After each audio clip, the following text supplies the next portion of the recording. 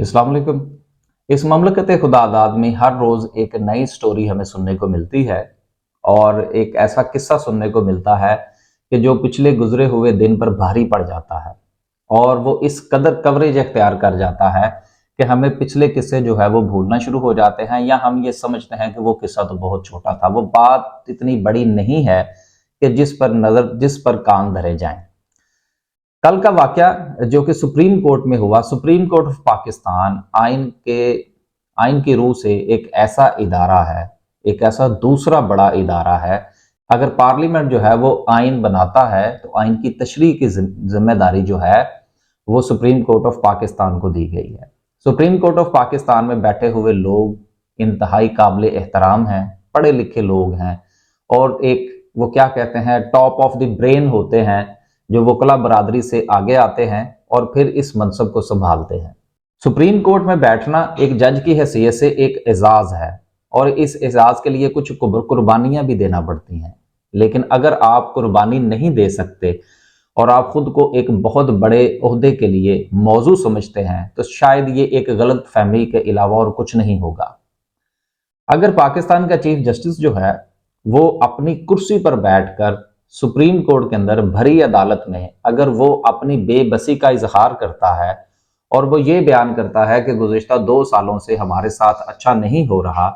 अगर वो ये समझता है कि उसके अपने साथ इंसाफ नहीं हुआ या उसके इदारे के साथ इंसाफ नहीं हुआ, तो इस चीज़ की क्या गारंटी है कि वो जिसके साथ इंसाफ करते आए हैं या करने जा रहे हैं वो दुरुस्त कर पाएंगे? क्या वो अपनी जिम्मेदारियां उस तरह से निभा पाएंगे कि जिस तरह से कि उनको अपनी जिम्मेदारियां निभानी चाहिए सुप्रीम कोर्ट के जज की हैसियत से? एक इतनी बड़ी अदालत और उसका इतना बड़ा जज एक मलका जज्बात साबित हो रहा है और वो भरी अदालत में आंसुओं के साथ अपनी कहानियां सुनाता पाया जा रहा है। मैं जाती तौर पर यह समझता हूं कि इस वाक़े के बाद चीफ जस्टिस उमर अता बंदयाल साहब को इस बेंच से अलहदा हो जाना चाहिए।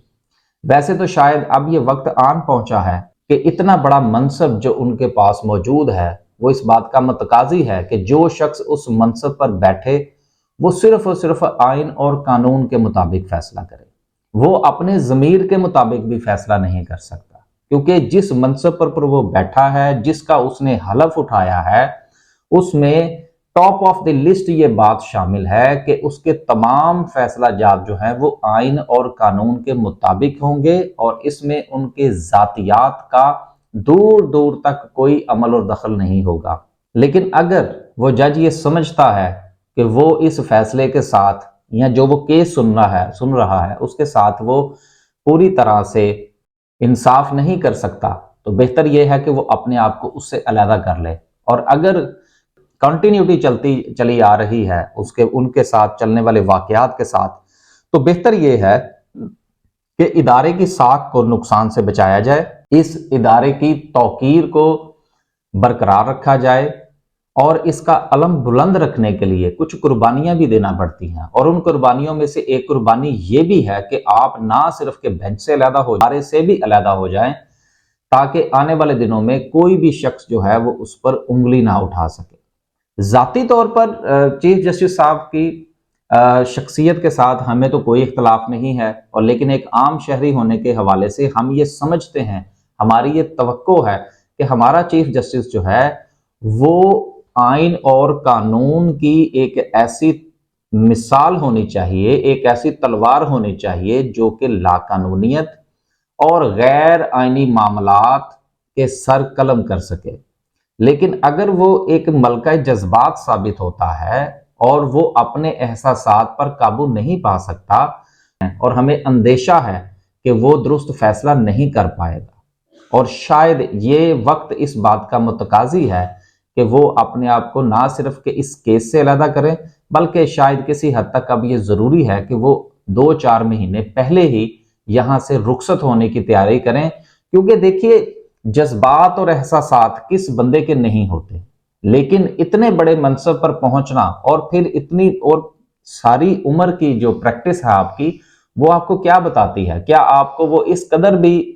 तैयार नहीं कर सकी कि आप कोर्ट रूम में कम से कम अपने जज्बात पर काबू रख सकें। अपने चैम्बर में जाकर आप कुछ भी कर लीजिए, कोई दोस्तों के साथ ही आंसू बहा लीजिए, भरी अदालत में लोगों के सामने अपनी बेबसी का जो आपने इजहार किया है वो यकीनन आपके मर्तबे के शायान शान नहीं है। एक आम पाकिस्तानी होने के नाते से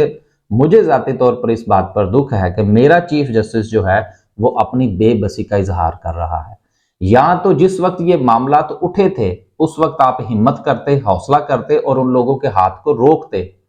क्योंकि आप उस कुर्सी पर बैठे हैं अवाम को इंसाफ दिलाने के लिए। लेकिन जो शख्स खुद को इंसाफ नहीं दिला सकता, जो अपने इदारे को इंसाफ नहीं दिला सकता,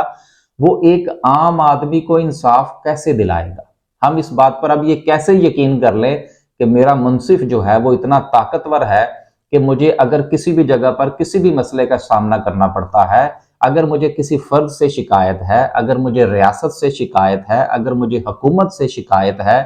तो मेरे पास एक ऐसा फोरम मौजूद है, एक ऐसा ताकतवर फोरम मौजूद है जो कि मेरी दादरसी कर सकता है।